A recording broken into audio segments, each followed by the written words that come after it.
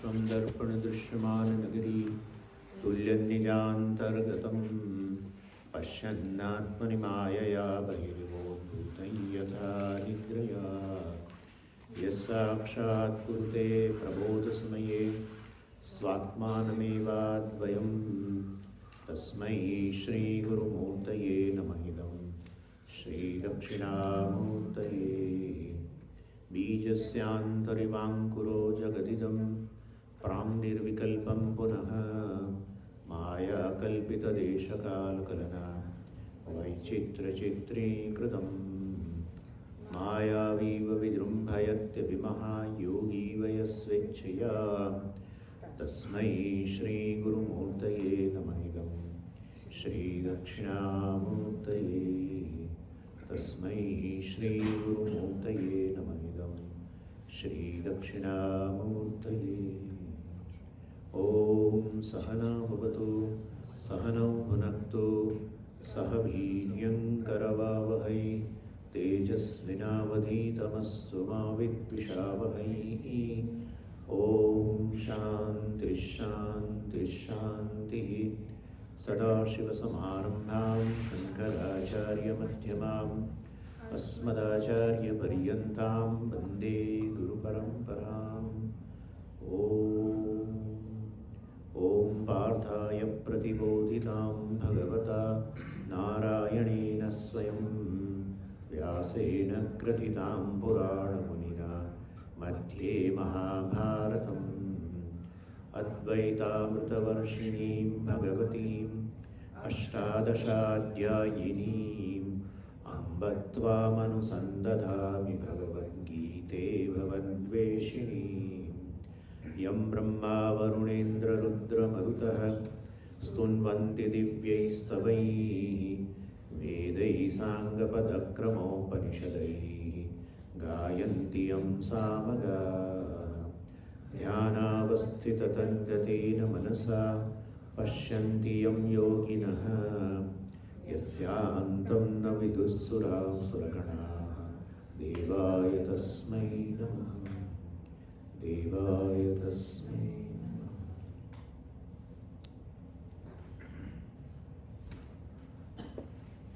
So we discovered the goal of the human life is to gain freedom, and to gain freedom, definitely, if I have to depend on something else, then there is no freedom because there is a dependence. Therefore, freedom should be centered on oneself. If freedom is centered on oneself, then I am not free now and later I will be free, then it is still time bound because I am not free now. If I am not free here and I will be free somewhere else, going to Himalayas, right? Then it will be place bound. Yeah. So that cannot be the freedom. Which is time bound is not freedom. What is place bound, space bound, whatever. Will not be freedom. Any situation occurs in my life and so I will become free. That's well again you are bound within this situation. Freedom should be here and now. That's the freedom. Absolute freedom means here and now. Here and now. Here and now. 14th December 2023, morning 7:15, here and now. 15th December, morning, could you follow what I am saying? Here and now. Means you are already free.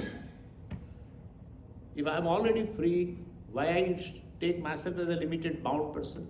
Well, that is this ignorance, self-ignorance. So then what should I do? Drop the notion that you are not free, like a hot potato.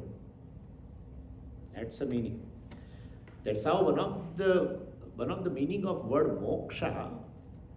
The moksha word has been formed from the root moksha also. Moksha. That's the first conjugation. So that is moksha. Mokshate. Other is from the sixth conjugation. Munch dhatu. To give up. Moksha means not something to acquire. Moksha means to give up. Yeah. If you want to become free, give up. What is a hot potato? Please give up. Giving up the notion that I am not free. That's it. Freedom is giving up the notion that I am not free. That's it. It is so simple. That is what every Upanishad talks about. Neti neti, neti neti. Asthulam ananuhu arasvam adirgam achayam alohitam anakasham. The biggest definition of the Atma in the Akshara Brahmana of the Brihadaranyaka Upanishad. Asthulam. Oh, I am a human being. Asthulam. You are not gross body.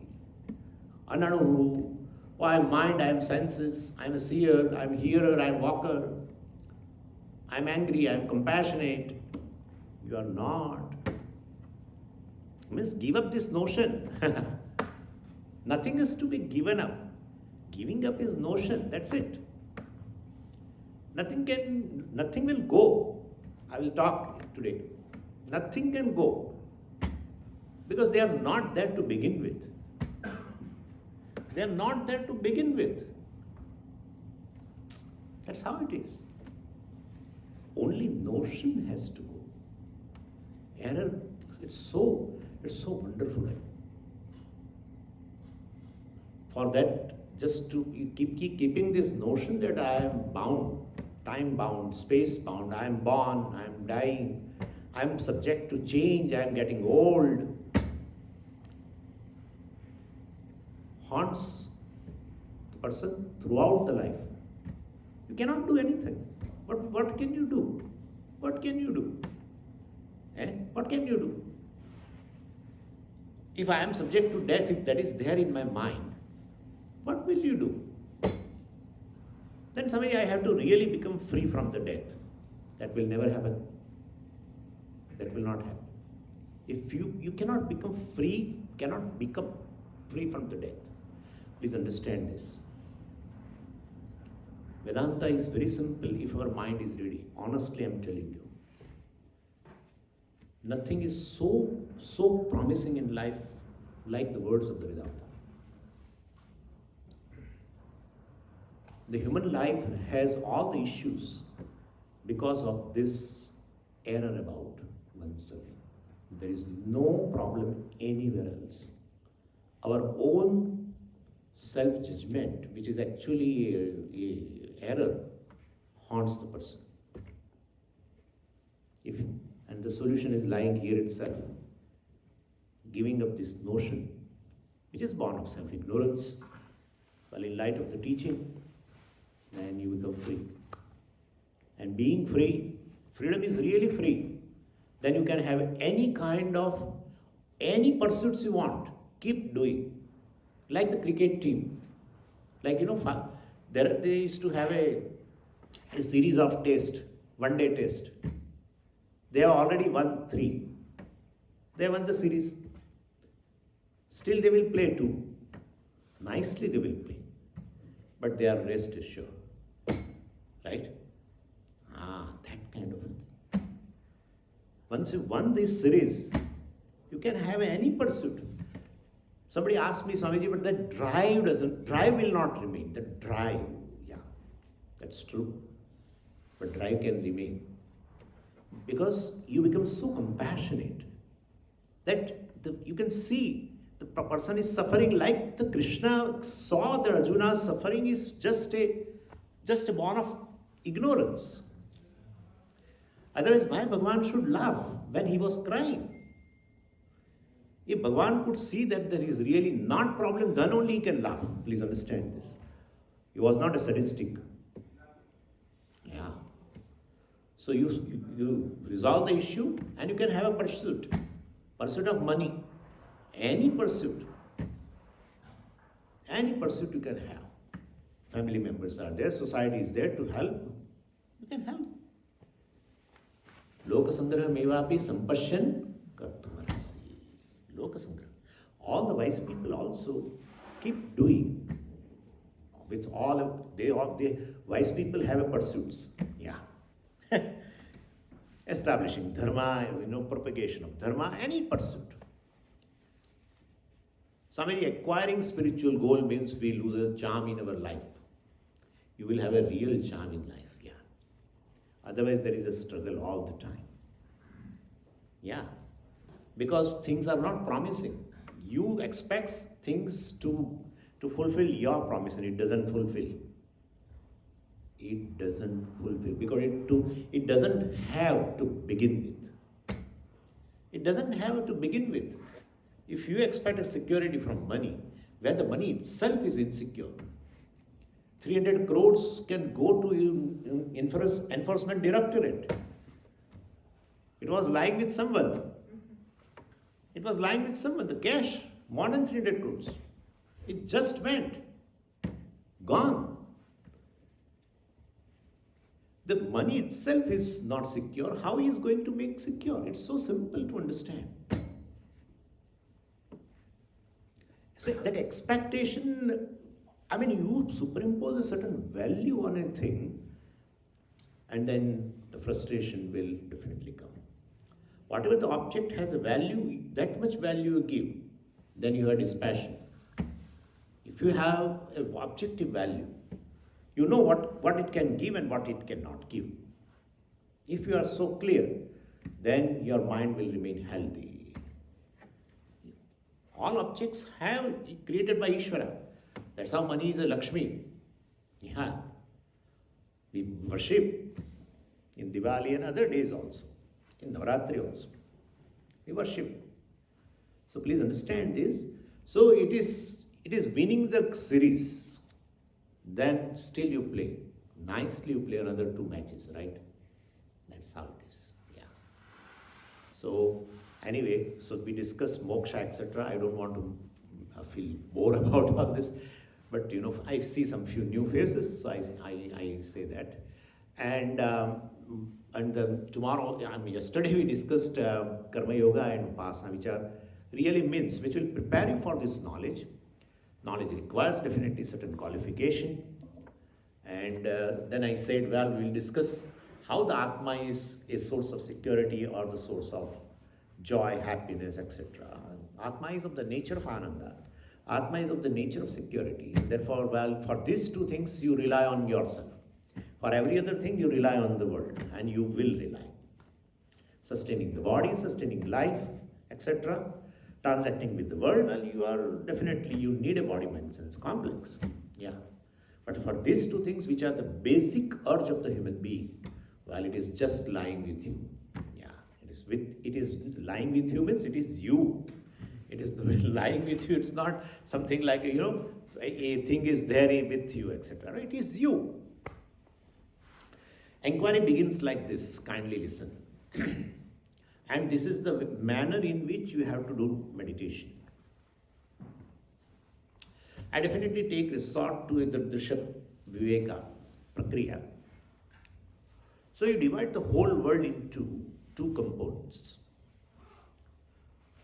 One is I, and other is you or this, either. There are only 2 things.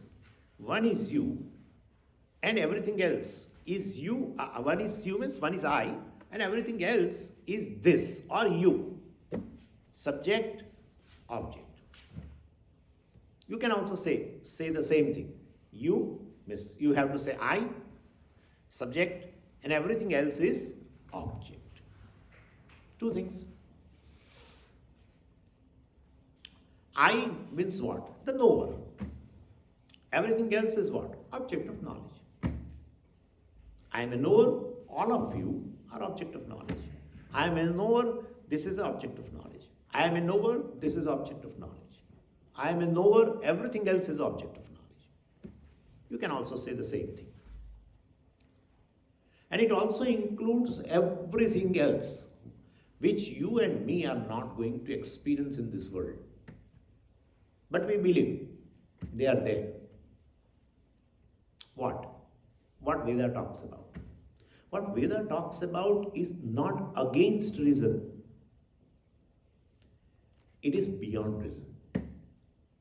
What is against reason, against logic, is automatically proven illogical. What is beyond reason, which you definitely cannot challenge. What is beyond reason, you provisionally accept with your Shraddha in the Shastra, because it is beyond your reasoning, you accept. What is against reason, you cannot accept. Yeah. That is illogical. What is beyond reason is not illogical. We have to understand this very well. And therefore Shastra says, well, there are 14 lokas. But some logic has to be there for that. Because if other lokas are there, then well, definitely I will experience. But that's not true. This is also your own experience that when you travel in another world, then you cannot experience this world. When you experience this world, you cannot experience other world. You definitely require a particular medium of experience, a particular type of body. To experience the whole dream world, you need a dream body. You cannot experience with this body. And when you want to experience this world, you cannot bring dream body. You have to experience with this body. Am I right or wrong? So we do travel to other worlds. Going from itself proves that there is another Janma, You give up the identification with this body and identify with a new body every day and experience that world. Then you disidentify with that body, come in this body, experience this world. So, well, then I cannot say, well, the other worlds are not there, because to experience those worlds, I need a respective body, suitable body, a Devata's body or whatever, like a heaven. Well, you cannot experience with this body. Just because you cannot experience with this body means they are not there. That is not a proper way of saying, right?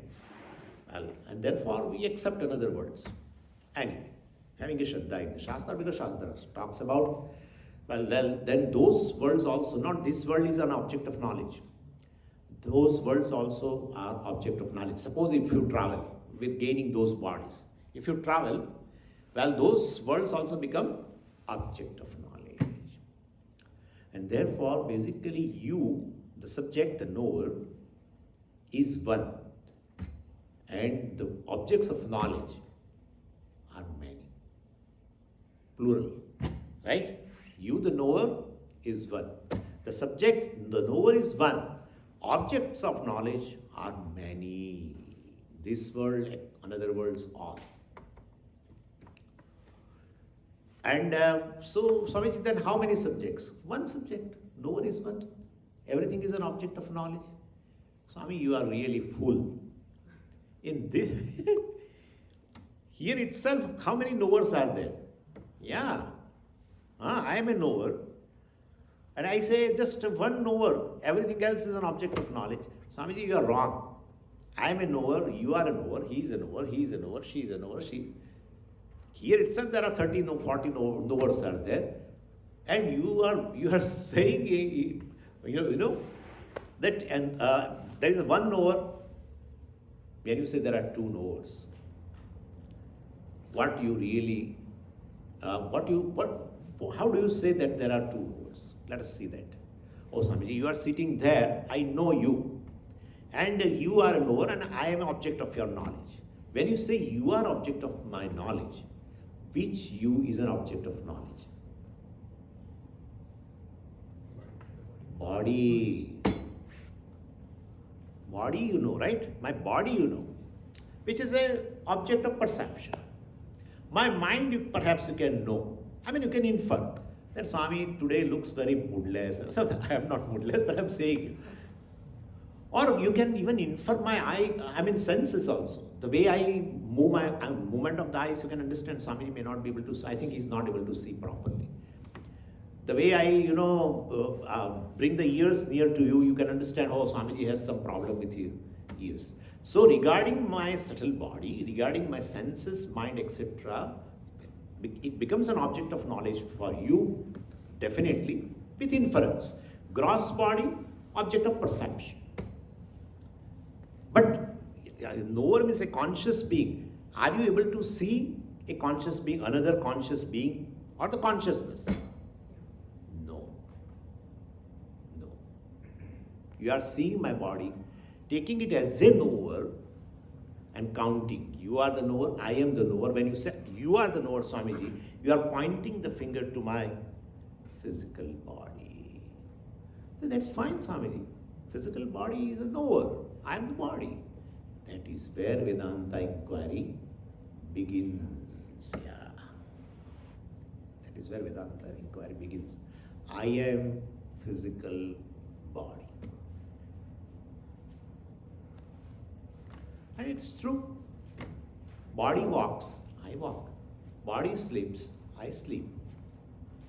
Body stands, I stand. Body runs, I run. Right? Body is tall, I am tall. Body is short, I am short. Body is male, I am male. And therefore, Swamiji, it is true. Body is sitting, I am sitting. It's true, I have physical body. We have to inquire into this. But before that, I would like to say one thing. That this I is up to this physical body. That much we know. I am physical body when you say, definitely up to physical body. Why we are saying like this? Even this you wear 24 hours a day, right? All the time. You don't have I sense in this. You have a this sense in that, not I sense. If you have an I sense in this cloth, what will I say? I am a jibba. When you say, Swamiji, who are you? I am a jibba. I am Bushat, whatever. You never say that. So therefore, your I definitely pervades up to dermis, epidermis, and inside everything, up to physical body. Even so-called the people who are too close to you, other person feels that as if they are not two, they are one. Like your child. Child is sick and the person father goes to office. They recognize the child is sick. They have not seen, but the person is looking very sick. Father looks very sick, right? Or maybe wife, whatever. So basically our near and dear ones also, it looks that there is an I sense in them. Because whatever the condition of them becomes my condition. Therefore there is an I sense in that looks like. But when you go for an admission for your child, you don't give your birth date. Yeah. You say my child is 3-year-old. You say that. If really that is I, what you should say? I am 3-year-old. I am going to come in this, in this kindergarten or whatever. No, you won't say. So there is an I sense in that, looks like, but there is no I sense. I sense is not beyond this body. Please understand this very well. I sense, really speaking, up to the physical body. And as I said very well that this is true. Somebody argued that this inquiry should not be there, Swamiji. Why should you inquire whether I am physical body or not? Why should I inquire? Because if you ask me, who am I? Who are you? Suppose you ask me. Then I say, well, first introduction the person gives is what, Well, I am son of so and so. It starts with that. Or a daughter of so and so. So you start like this. Son with respect to your father. But suppose you are married. Then what introduction? Oh, I am a father of 2. They say like that. I am father of 2. Before just 1 minute you said you are son. After that you said you are a father. Are you a father or are you a son? Are you father or are you son? You have to answer. This answer I won't give. Are you father or are you son? You cannot say Swamiji both. They are opposite. Father is father, cannot be son. But it depends on the relationship. Huh? It depends on the relationship. That's fine. So Swamiji, you should understand. I can't expect Swamiji, you don't know this much. With respect to father, I am a son. With respect to my son, I am a father. With respect to some other, I am a neighbor. With respect to my friend, I am a friend. With respect to other, my nephew, etc., well, I am uncle. But with respect to yourself, who are you?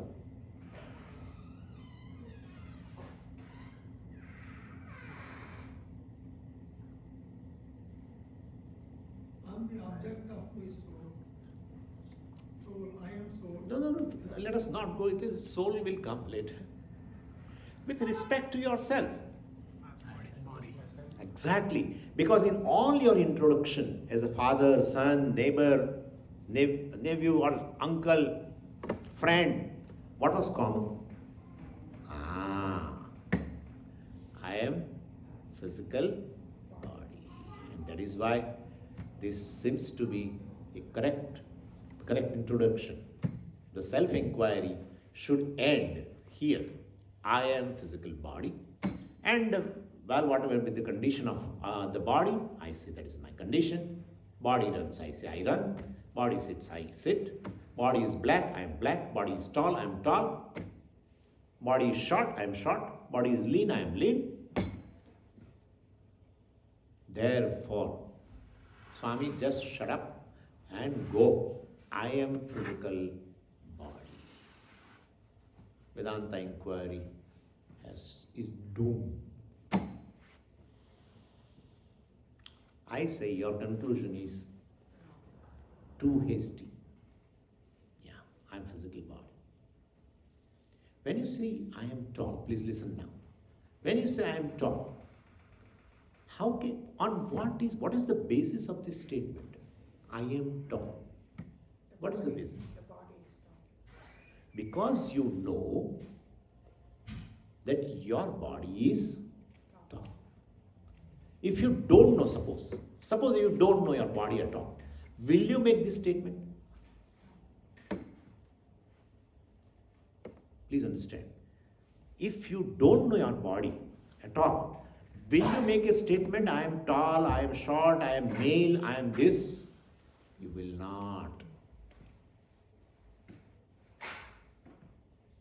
And therefore, if you know your body is tall, is it an object of knowledge or it is a knower? Please tell me. Object. If it is an object of knowledge, it definitely requires a subject, knower, distinct from the object of knowledge. Knowledge only takes place when there is an object of knowledge and a distinct subject, the knower. Then only knowledge takes place. Otherwise, knowledge will not take place. Subject-object cannot be one. We'll solve further. But right now you accept. Subject-object, just one, will not be possible.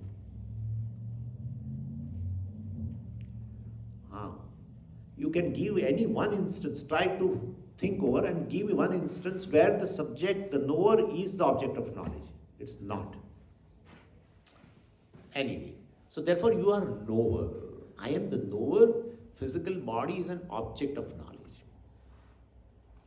Like you see a tall tree in front of your house.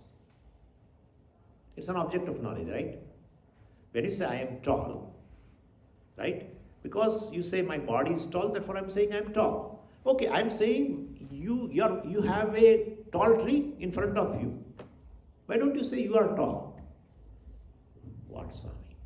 What are you saying? It's a tree. It's an object of knowledge. I know it is different from me. Then if there is a tall tree, seeing a tall tree, knowing the tall tree, you don't say I am tall. Knowing the tall body, why do you say you are tall? Both are objects of knowledge. In fact, one is an intimate object of knowledge. Perhaps I will tell you to write an essay on the tree, history of that tree. You may write one page. If I tell you to write about your body, you may write 500 pages book, which is called a biography. I was born in 1931. starts. Intimate object of knowledge. If you can write more about your body, means you know your body more than that of tree. So when I ask this question, that knowing the tall tree, you don't say you are tall. Knowing the tall body, why do you say you are tall?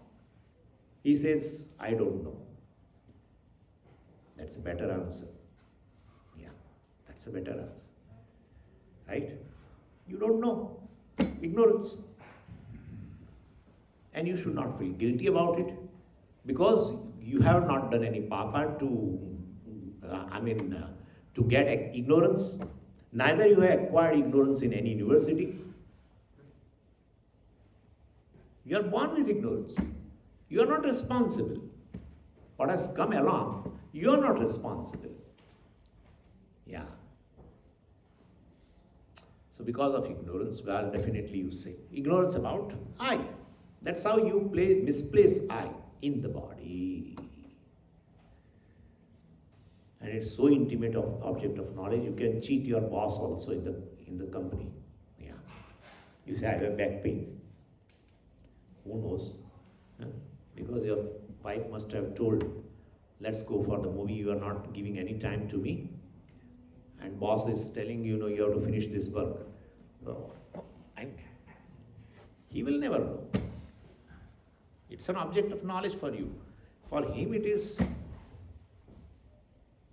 Anyway, so this is first step. And stay with this first step. There should be a pause here. Pauses are very important nowadays in the world. Yeah, pause. Stay with this for a length of time. But Swami, this much information is all our Shastra.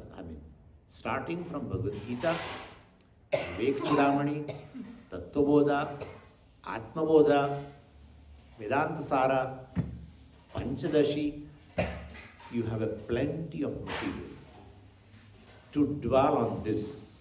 I am not physical body. Physical body is an object of knowledge. There are two boxes. We have divided the whole world into two boxes, I and this. Physical body should not be included in I, the knower. Physical body should be placed in this. Now, how will you count number of knowers? Please tell me. Please tell. Swamiji, there are 50 knowers or 30 knowers. You counted physical body in the knower, in the I, as I. You cannot. And attributes of the physical body lies in the physical body. The restless monkey, right? Restlessness is its attribute. Lies in monkey. Seeing the restless monkey, you don't become restless. Unless you were restless before and, yeah. This is a very big principle Sureshwaracharya ji has given. It's a mind-boggling to prove that, well, whatever the attributes you are talking about in I, no attribute is there in the I. I am short. I am black. I am white. I am male. I'm talking about physical body. I am male. Etc. All. I'm lean or I'm fat, whatever. All these attributes, that he utilizes two principles. Just within no time he proves that this is a totally error, subject-object error. What he says, I really would like to share with you. He says, this is a principle we have adopted from the Nyaya Shastra actually, that the attributes of an object lies in the object. There is an attribute, like this is a bottle. It has a color. The color is an attribute. The bottle is a substance, right? So color lies in the substance, in the bottle. You cannot see independently color. Color comes out independently and moving around. No. So any attribute always lies in a substantive substance. It will be always non-separate. And second thing is, when you know the attribute, when you see the color, right, or it becomes an object of knowledge for you, then also the substance becomes an object of knowledge for you. Well, Swamiji, I am seeing the blue color, but somehow I am not seeing bottle. I don't think so that will happen. When you see a red rose, when you see the red rose, the red color, it becomes an object of knowledge for you. The rose also becomes an object of knowledge for you because it is non-separate from that. So when you tell I am black or I am lean or I am fat, I am tall, whatever. How can you say, well, this is that I am tall, etc. I said it's an object of knowledge, right? All these attributes become an object of knowledge. If attributes become an object of knowledge, the attributes which lie in the substance, the physical body, also becomes object of knowledge. And therefore, to say I am fair, I am male is a wrong notion. One step towards moksha is, as I said, moksha means you have to drop the notion. Nothing to be done. Let the body be there. Whatever type of body be there. Male body with a certain height and weight and whatever. Let it be there. It is not you. You drop this notion that I am black, I am tall. Dropping this notion, you are making yourself free. Body is subject to birth and death. You are not subject to birth and death. Am I right or wrong? Yeah. Swami, it's not that easy. I know. It's not easy. Yeah, I know. Why it's not easy, Swamiji? I will tell you at that, but let me just, for your respite, since day in and out, I am telling the physical body as the I have formed an entrenched habit. In fact, almost like a second nature kind of a thing. Any entrenched habit will not go just like that. Any entrenched habit will definitely control your free will. This is human life. Initially, the free will is strong. Free will is very strong. If you tell a young person, change this habit, he will change it. He can change. But once you become an old, habit becomes strong. Then you tell the old person to change the habit. Will never happen. We have to accept that this is how he is or she is, whatever. People advise to old people also. You have to change this habit. This is not good for you. We get irritated. You should not get irritated because whole life, it's a very entrenched habit. Habit goes by habit. You have to form habit. It's a new habit. What's a new habit? Telling to yourself, I am a knower. That's an object of knowledge. I am not tall. I am not this. Physical body is tall. Physical. Yes, this is boring, Swamiji. It is very boring. It's not boring. It's really not boring.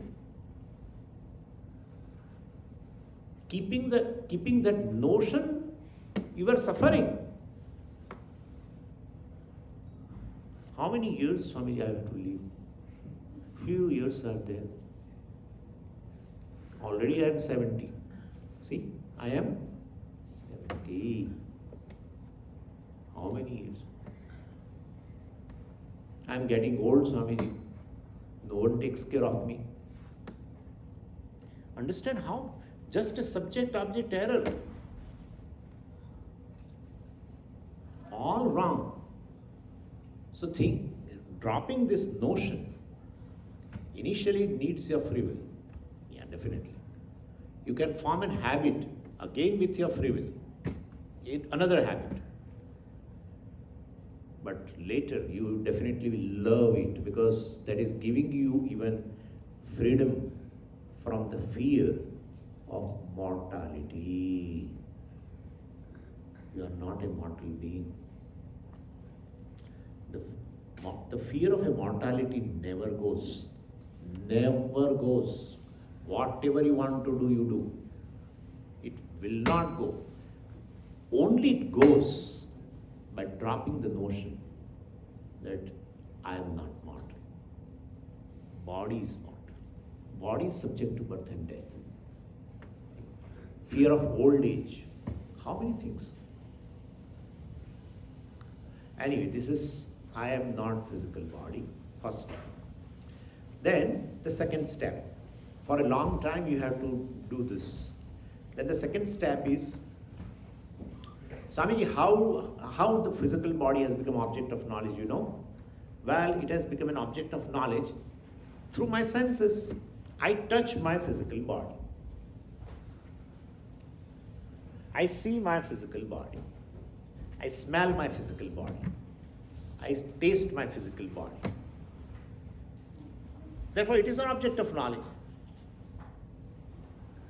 And I definitely, the senses, etc. is knower. So I am senses, sense organs. That's also not true. Why? Because you know your sense organs very well. You go and show your eyes to a specialist. And you sit, he will not talk first. He will ask you, what's the status of your eyes? He should tell, he says, what is the problem? You have to narrate about your sense organ. When you narrate about your sense organ, means definitely it's an object of knowledge. It is seeing, I have a blur vision, or I have this, or I have that, whatever. But you know the condition of your sense organs. You are able to hear, or you are not able to hear, not able properly, etc., whatever. So, even sense organs also become an object of knowledge. I am not sense organs. Definitely, Swamiji, this conclusion, I am not sense organs, I am not physical body, but I am just the knower of all, that conclusion happens in the mind. Therefore, the knower is mind. Even mind is an object of knowledge. In fact, that's how when two friends come together, one talks about one's mind to the other, right? Person goes to psychiatrist also and talk about it. So much, and that person allows you to talk. By the time the person finishes his talk about his own mind, he is relaxed. Half of the job of the psychiatrist is done. Yeah. So because any emotion occurs in my mind, that's what I am. Anger occurs, I am angry. Compassion occurs, I am compassionate. And jealousy occurs, I am jealous. Therefore, I am mind. I am mind.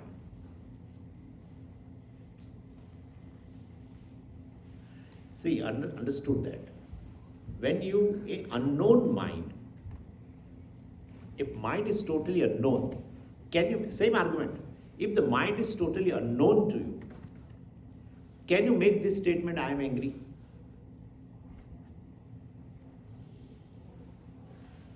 Can you make this statement, I am angry? An unknown mind makes you angry, an unknown mind makes you jealous, let us say other way. An unknown mind makes you angry, an unknown mind makes you jealous, or a known mind makes you jealous and angry. Please tell me. Known. It's an object of knowledge. It's just an object of knowledge. So I am not mind. This will be I'm saying this so fast, but in your Nididhyasana contemplation, you spend some time. You have a material from all our Shastras. I have given you some names also of the books. Then the fourth, I am memory. Well, before you gather the memory means recollection. Recollection means definitely you have collected, right? You have experienced, then only you have a recollection. What did you eat day before yesterday in a dinner? You will scratch your head, and you you have to scratch it. I'm sure immediately you will not remember, but you will definitely you can invoke. Yeah, before you invoke, you are there. Yeah, before you experience of a dinner, etc. Enjoy the dinner. You are there. You are there. Now also you are there. And suppose you cannot recollect. Suppose you will be there or not. You will be there. So before you recollect, you are there. Before collection, you are there. Therefore, you are not memory. If you are a memory, if memory is not there, you are not there. That's not happening. You say about your memory. People say, in the old age they forget. They are working. All old women, they are working in the kitchen. They are preparing something. They open the refrigerator and bring out the things. And they sometimes forget to close the door. Oh, Swamiji, my refrigerator has gone out of order because this was the thing. Nowadays, I am not able to remember. So memory also is an object of knowledge. You know how much, about you can tell about your condition of the mind, of the memory. Then, the last one, not last one, but you say I am knowledge, I am intellect, I am engineer. People say that, I am engineer, I am chemist. Hell, before, you are born as an engineer or you are born as a chemist? No. You have collected the knowledge of engineering or of a chemistry or whatever. And therefore, basically, before you collected this knowledge, study, etc., you are very much there. And suppose you forget part of it all, still you are very much there. Therefore, you are not an intellect also. Very simple to understand. Therefore, I am going because a major part is still left over. So you are not intellect. I am the knower, I am not the intellect. So we have two boxes, you remember, right? First I said, I am the knower, and you said, you are the knower. So it includes your physical body, your memory, your senses in the knower, right? Your mind in the knower. Now we have put everything in as the object of knowledge into this category, object category. Anyway, but Swamiji, one thing is that you said with the birth it has come.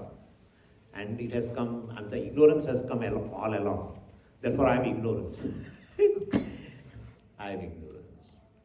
If you are ignorance, how do you know? I know that I am ignorant. So that much knowledge you have? Yeah, that much knowledge you have. Then you cannot say I am ignorance. You know what you know. You know what you don't know. Everything has gone. You have become so light now. From 130 pounds. Now, everything is gone from I. I am just knower. Whatever you are including in the knower, they are not knower. They are objects of knowledge. Therefore, I is simply knower. Knower of my body and everything else. My senses, etc. You also say I am knower. He also says I am knower. Even ant will say, ant knows its ant body, ant senses. Ant also will say, I am knower. Then, what is the difference between two eyes as a knower? What is the difference?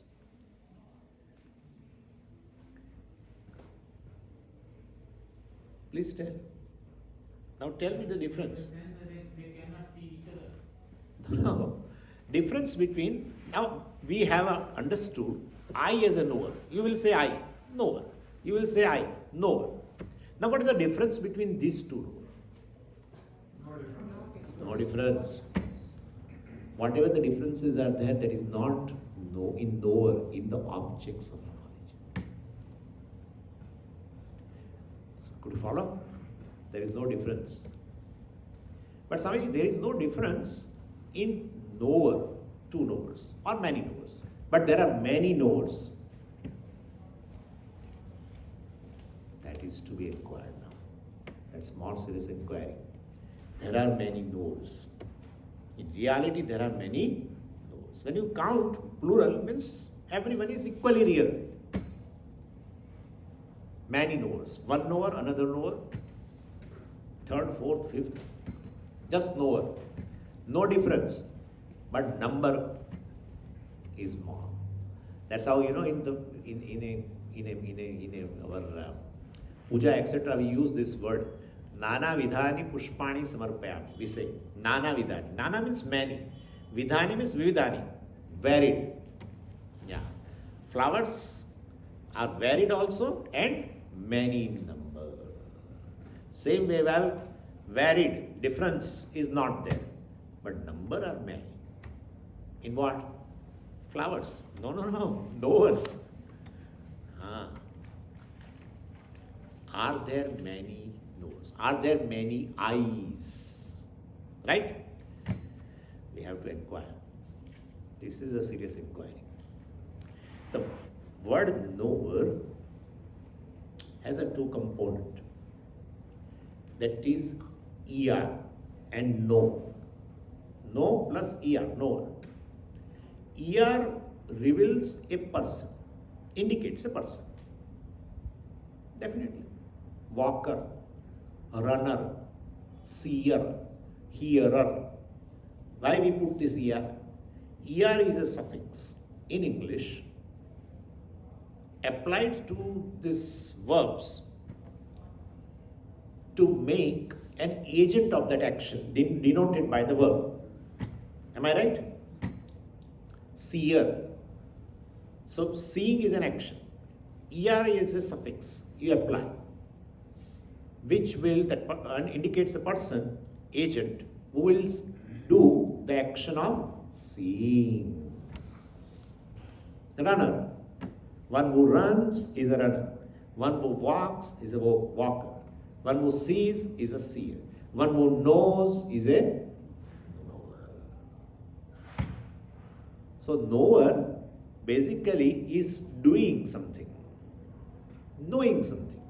Knowing what? There is an object of knowledge. Object of knowledge is there and he is knowing it. Knower is a general term, generic term, The seer, hearer, toucher, etc., smeller, all knowing, right? So when object of seeing is there, I am a seer. Object of hearing is there, I am hearer. Object of smell is there, I am smeller. Object of touch, hot, cold, etc., is there, I am toucher. Suppose no object is there, no object of knowledge is there. Suppose. Why suppose? It is there as experience, but let us right now say like that. Suppose no object of knowledge is there. There is nothing to see, suppose. Nothing to see. Will I call still myself as a seer? There is nothing to hear, suppose. Nothing to hear. Still I will give my introduction as a hearer? No. Means hearer has gone. Seer has gone. Right? Seer has gone, hearer has gone. Means there is no I? Or seer has gone, I is left. Please tell me. That's a big thing. Very big thing now. Yeah? Seer has gone because there is no object to be seen. Nothing is to be seen. Well, seer has gone. Still I is there. No sound to be heard. The hearer has gone. I is there. That I never goes. If any object of seeing is there, I become a seer. Seer is my status. If no object of seeing is there, my seer status goes away. Hearer status goes away. When seer is there, I am there. Hearer is there, I am there. Hearer is not there, I am there. Seer is there, I am there. Seer is not there, I am there. Who is this I? Who is this I? Who is this I? You can understand very well. She is over there, you can talk to her. She wants. So the knower is there because there is an object of knowledge. No object of knowledge, knower is not there, still I is there. Means knower has resolved.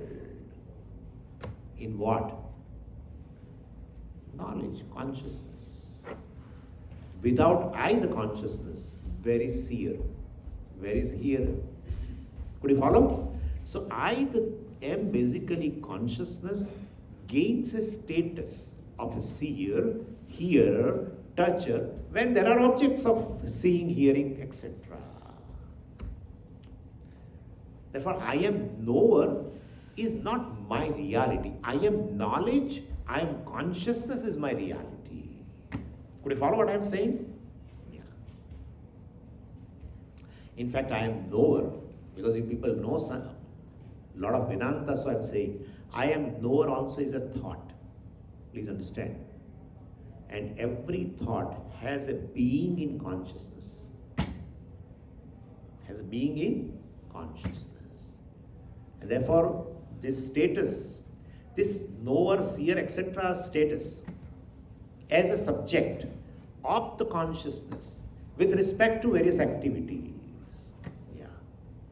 When the activity of seeing is there, you need a subject. Yeah. Activity of perception, activity of emoting, activity of inferring, then definitely some subject should be there. Same consciousness gains this status of an inferer and perceiver, etc., etc. Seer, hearer, etc. Could you follow what I am saying? And therefore now we have to change the language. Yeah, that language is very important. Yes. Seeing takes place in my presence. Seeing takes place in my presence. Hearing takes place in my presence. The very hearer and the object of hearing, both are there in the consciousness. Both can resolve. I, the consciousness, continue. Could you follow what I am saying? Temporary status. In a waking state. When you go to sleep, then everything resolves. All objects of hearing, seeing, everything resolves. The very hearer, seer also resolves. You are very much there in deep sleep state. Yeah. Ego is your status, is not your reality. Individuality is your status. You are not an individual. You are not a knower. Therefore, counting many knowers in reality, it's not true. Knower is with respect to different minds. Yeah. There is one consciousness which gains this with respect to various minds, the status of the knower. Various minds are there, many minds are there, many knowers. But that's not a reality. But Swamiji, still there is a reality. Minds are real, right, Swamiji? And therefore, as many minds, so many.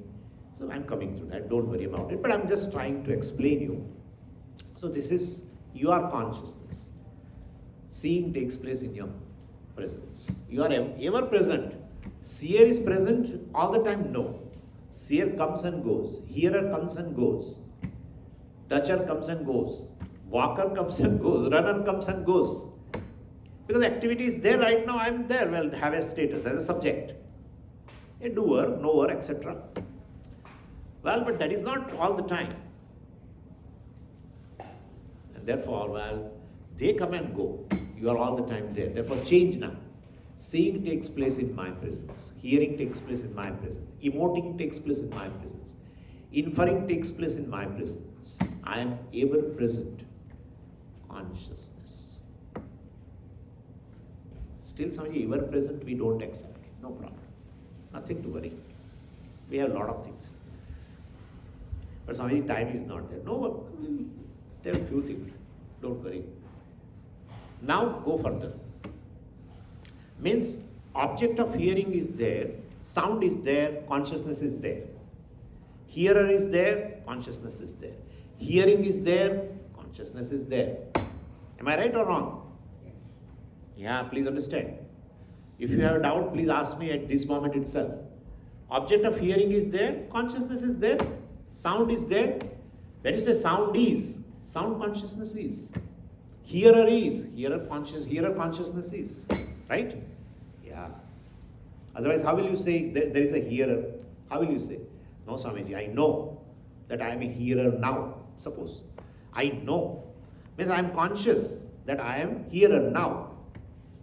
I am conscious that there is a sound. I am conscious that there is a hearing. So all these three cannot be separate from you. No sound is without consciousness.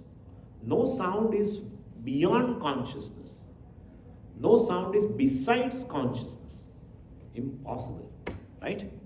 Please understand this. So, all the three which are involved in the transaction in the waking state, the hearer, the object of hearing, and the very hearing, right? All these three are in one consciousness. Okay, fine. So, I mean, if the forms and colors are there, consciousness is.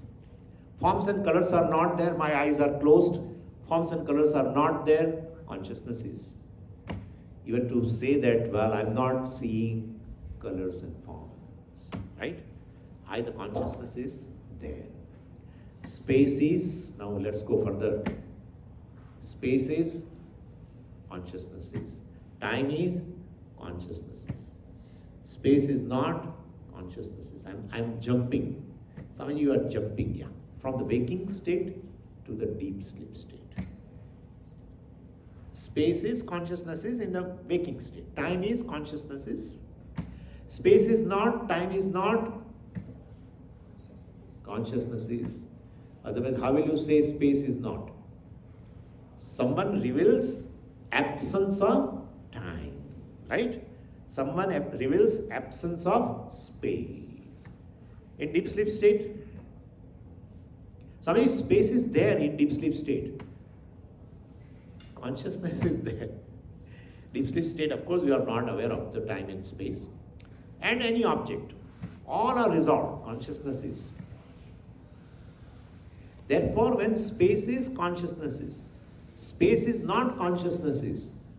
Who is covering who? Who is basically pervading who? Please tell me. Space is, consciousness is. Space is not, consciousness is. Does the space pervade the consciousness I, or I pervade the space? Please tell me. You are giving answer. Huh? I am not telling anything. See now, Swamiji, I still cannot appreciate. Very simple. Pot is, clay is. Pot is not, clay is. Pot pervades the clay or clay pervades the pot? If pot pervades the clay, pot lends existence to the clay, then definitely if pot is not, clay is not. No. So when you give this equation, one is existing independently, other is not existing independently. Space is, space consciousness is.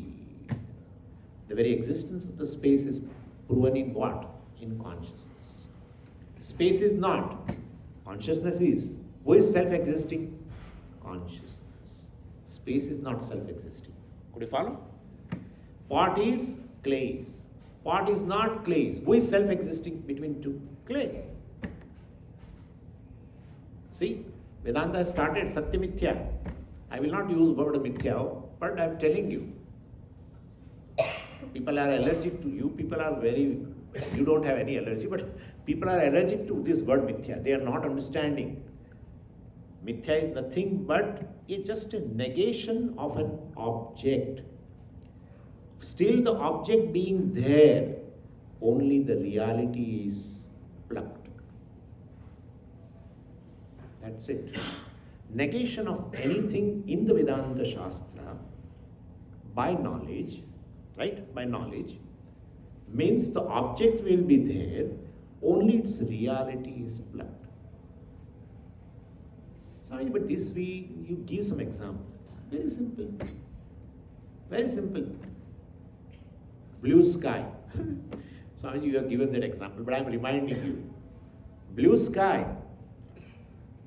Negation of a blue sky means blue sky will be there, but its reality, the blueness of the sky has gone. When you study science. Could you follow what I am saying? Yeah. Doesn't mean mithya, does not mean that it will get destroyed. Nothing is destroyed. Nothing is destroyed. Only reality is plucked away. Reality is something else. What is not a reality? Clay is a reality. Space is not a reality. Consciousness is a reality. Consciousness lends existence to the space, not the space lends existence to the consciousness. Existence of the space is not proven without consciousness, beyond consciousness, besides consciousness. Existence of the space, being of the space, it's proven in consciousness. I, consciousness. But I am not able to appreciate because the I is sitting in this. When I is sitting strongly here, my words you will not be able to appreciate. You will not. Because I am limited. And how space is in me? You see, how space is in me? And therefore, big therefore now, you are specially limitless because you pervade even space. The very space exists in you. Space does not limit you. Space does not limit you. You pervade the space. You are specially limitless. It's called specially limitless. You pervade the time. Like the clay pervades the pot. Like the water pervades the wave. Please understand. Yeah. Like the water pervades the wave. The whole wave has a being in what? Water. The whole pot has a being in what? The space has a being in you, the consciousness. Time has a being in consciousness. You are limitless in terms of space. You are limitless in terms of time. In short, you are spaceless consciousness. You are timeless consciousness. Could you follow? It's too much, Swamiji, but I have to, whatever is there, well, we have to learn this in course. You are timeless consciousness. If you are timeless consciousness, where is the question of a insecurity? You are already secure. Everything which is in time bound, the whole world, including body, mind, sense complex, is basically mortal. If you put a I sense instead of a consciousness in the body, you say I am insecure because you find yourself time bound. You are really not time bound, but it's an error. You commit an error of this is called a misplaced. This way, you have misplaced yourself into this body, mind, sense complex. Anyway, so basically, and therefore, if you pervade the space, you are formless consciousness. Anything which has a form is within the space. If you pervade the space, you are formless. So formless consciousness. You are formless consciousness. What is the relationship between you and space, you and time, you and any object, you and body, you and mind? Yeah, that is the thing. Yeah, let's discover that now. 5 minutes. See now, when you see the sun, well, I can say the sun is in my consciousness. I recognize the space. I say the space is in my consciousness. That we have discovered. So basically, what is the distance? Can you give me answer? What is the distance between the space and I the consciousness? Please tell me.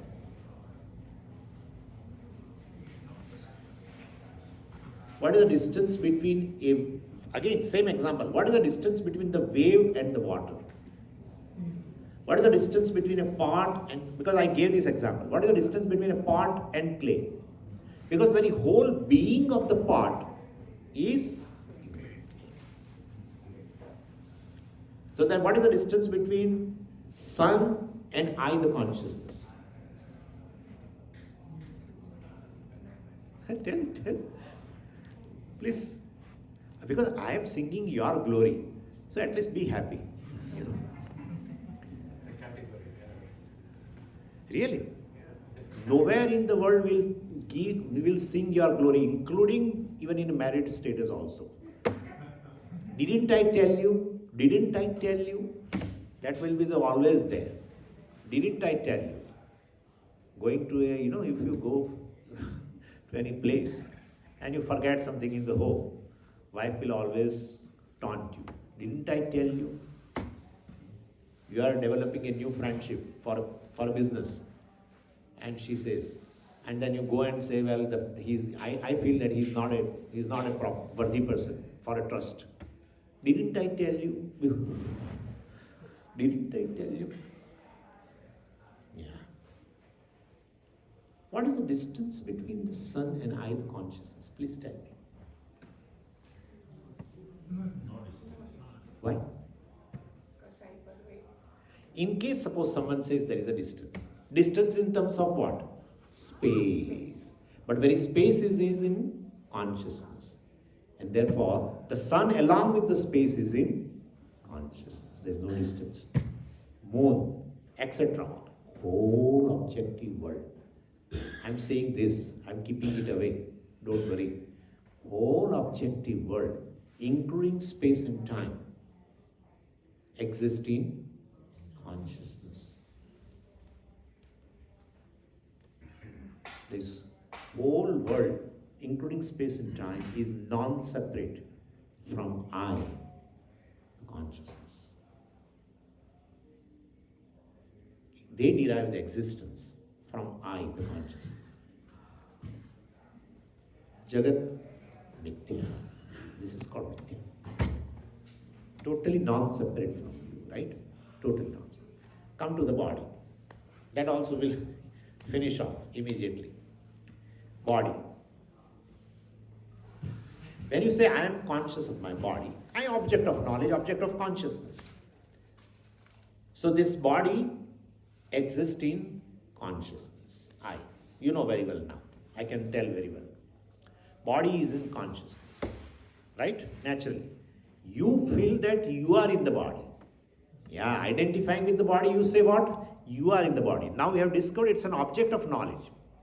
So while body exists in consciousness, not you exist in the body. Kindly understand this. So this body, while is within the space, let us say that way. Body is in the space, and the space is in consciousness. The body along with the space is in consciousness. Abba. This statement will take time for you to recognize. It takes some time. That's how I said, start with I am not physical body. That is a very, very big thing. To understand, thoroughly, to get convinced that I am not physical body. If you are able to do that, all these statements will be very easy for you to understand. So you are telling like you are teaching in a KG and it's senior KG and like that 1 + 1 2. It's not that simple. It becomes simple over the period of time. It's not that easy immediately, of course. Anyway, so this body exists in space. The space exists in consciousness, and therefore body along with the space exists in consciousness. That body exists in space. That body along with the space exists in consciousness. All the bodies along with the space exist in consciousness I. And therefore, you pervade everything. You pervade the world, you pervade the body, you pervade the mind, you pervade the senses. That is called all pervasiveness of consciousness. I am all pervading consciousness. all-pervading, limitless consciousness, formless consciousness. How many consciousnesses are there? How many I consciousnesses are there? Now count. Over. Over. Now can you tell two limitless consciousnesses are there? Can you tell? There cannot be two limitless, first thing. There can never be two limitless. If there are two limitless, if you can count, means you have counted because you have seen the boundary of one over and the boundary of the second begins. And therefore, there is one I, which is limitless consciousness in which everything has a being. Everything exists, everything shines. Pervaded by consciousness, everything shines, becomes object of knowledge. There is one I, without second. Everything exists in consciousness. So I feel everything exists in consciousness, therefore I should know everything. I am a consciousness. Everything exists in me means they are revealed by consciousness, therefore I should know everything. But I know only few things. Therefore, few things exist in consciousness. Majority of things do not exist in consciousness. That's the question. What do you feel I should give an answer, or you should give an answer? What do you think? I'm identified with my body. No, that's true. No, not ignorance, but something else. No, knowing is in my mind.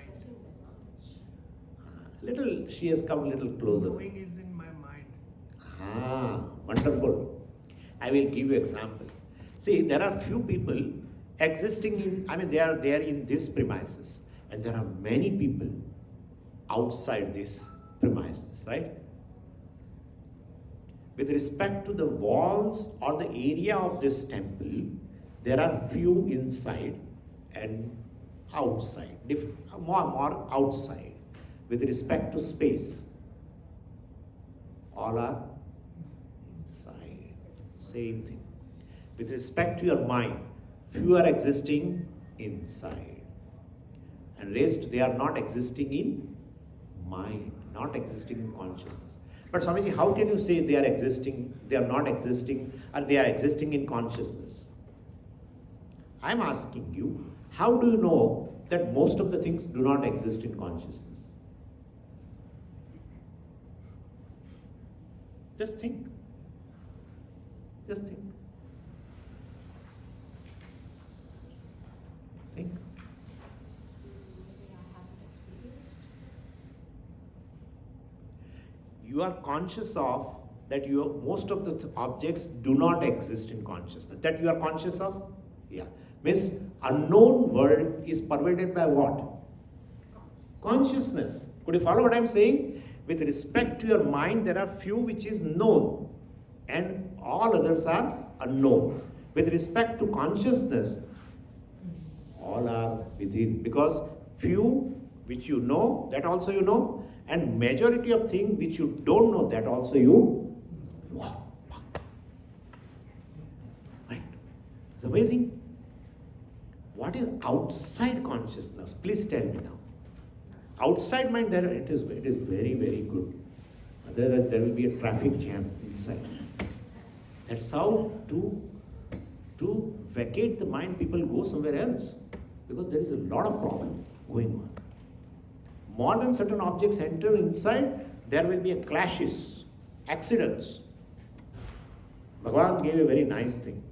Few remain. Bhagavad said in Bhagavad Gita, apohanam. Thousands of things you forget. Wonderful. And this Janma itself, we are forgetting many, many things. Some people remember even what has happened 30 years ago on a particular day, at a particular time. We say, now live it. Live it. No, I will not live, because he did this or she did this. It's nice, there's a good arrangement that few exist in mind, rest don't exist in mind. But the very mind and everything exists in consciousness, and that's how you say, majority of things I don't know, that also I know, and few things I know, that also you know. You know means you are conscious of. Everything is pervaded by consciousness. That's it. Therefore, I am limitless, formless consciousness. I am Atma, Brahma. I am Aham Brahmasmi. This limitless consciousness, all-pervasive consciousness is called Brahman in Shastra. Because word Brih Dhatu is there. Brih Dhatu means to be big. And when you make a word Brahma, means it's a noun, the big. And that is, you are the big. You, the consciousness, is limitless. I am Atma Brahma. And that limitlessness centered on I, you experience in a moment of joy as fullness. In a moment of joy, you don't have any sense of limitation.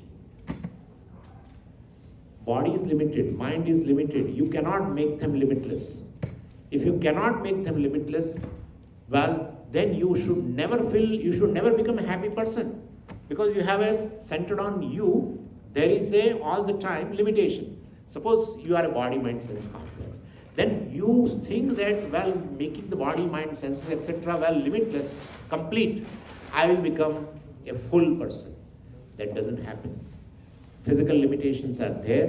Whatever you do, any gym you go, well, you can make your body stronger, but you cannot make it limitlessly strong.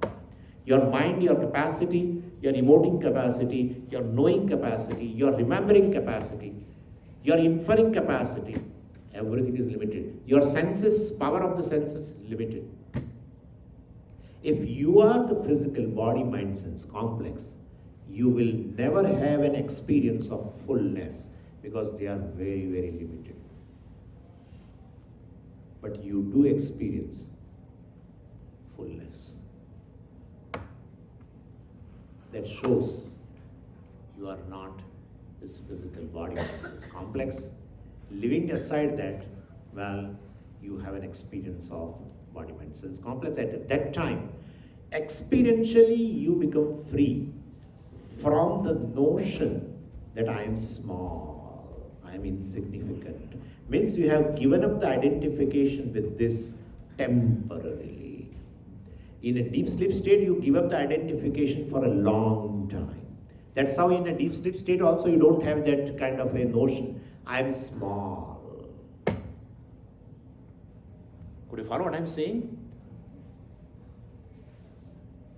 Happiness is not lying in object. Happiness is not an attribute of object. Happiness is not lying in a time. There is happy hour. That's a different thing. Happiness is not lying in anything, in any place. That's how you go anywhere. Heaven on the earth, Switzerland or Kerala or anywhere you go, you return.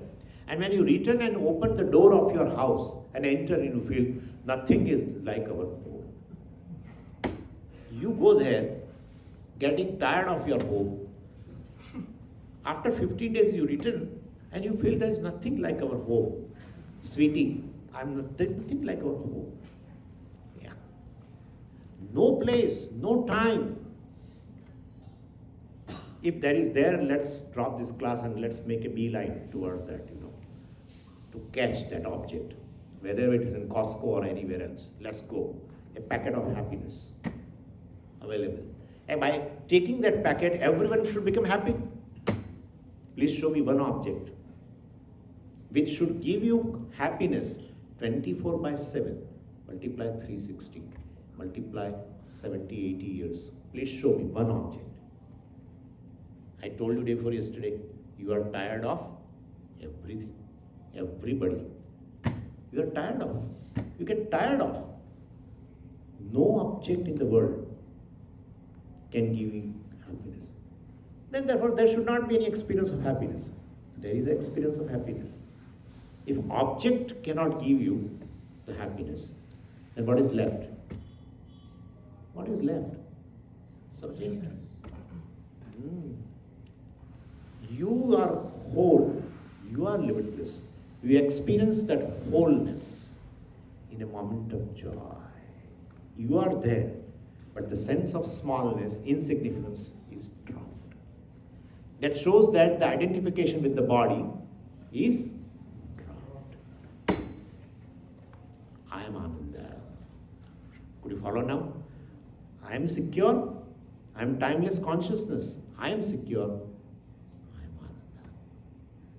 This is called moksha. If you know this, you are free. Freedom from insecurity. Freedom from displeased. Freedom from non-self-acceptance. Who will accept the self as a limited being? No one. No one will accept.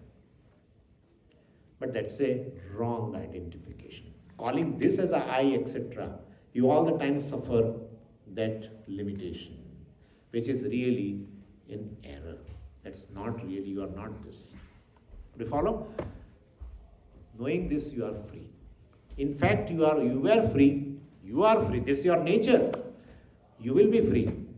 Just due to self-ignorance, calling this as a self and suffering with that error. Just notion. That's it. Whole objective world is a Ishvara's creation. Everything is useful. But nothing is a source of security and pleasure. That's it. Do you follow? That way moksha pursuit is independent pursuit. It's such a freedom you have that with this freedom, knowing this, that you are a free self, you can pursue anything in your life.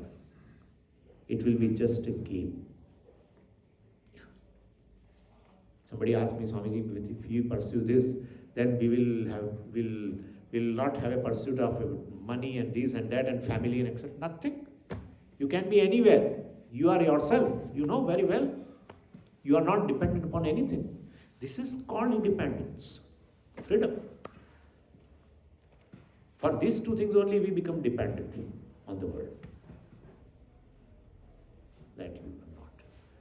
Om Purnamada Purnamidam Purnat Purnamudachyate Purnasya Purnamadaya Purnamevavashishyate Om Shanti Shanti Shanti Hari Om Shri Gurubhyo Namaha Hari Om.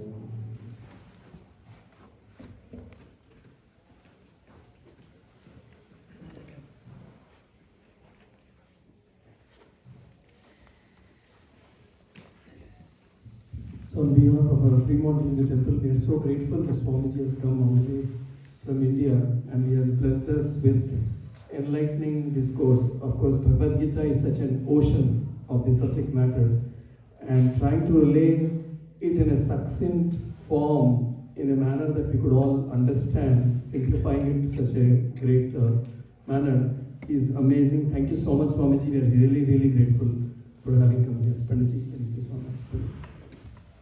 मुझे आपने सौभाग्य दिया है प्रभु जी। कृष्ण भगवान का शब्द कभी गलत नहीं हो सकता। हमारी बुद्धि भ्रम है उसको समझने में। आज ऐसे जो संत जो है आपको स्पष्ट करते हैं। हमारी बुद्धि भ्रम जो है ना वो दूर करने वाले गुरु।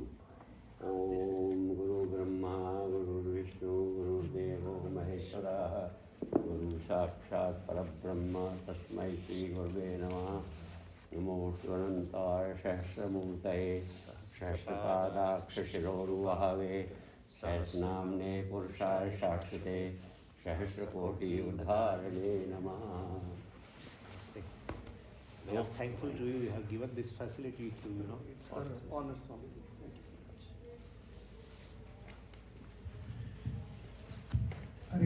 Hari Om. Swamiji have given already a limitless happiness to us, if we can understand. Along with that, now Swamiji will distribute some prasad and prasad pustika. So please wait and get the blessings from him. Also, if you are planning to give some Guru Dakshina, I think, yeah, okay. Yeah, you can use that as well. If you are planning to give some check, give it in the name of Arshi Nitya Gurukulam. Dhanyavad. हाँ,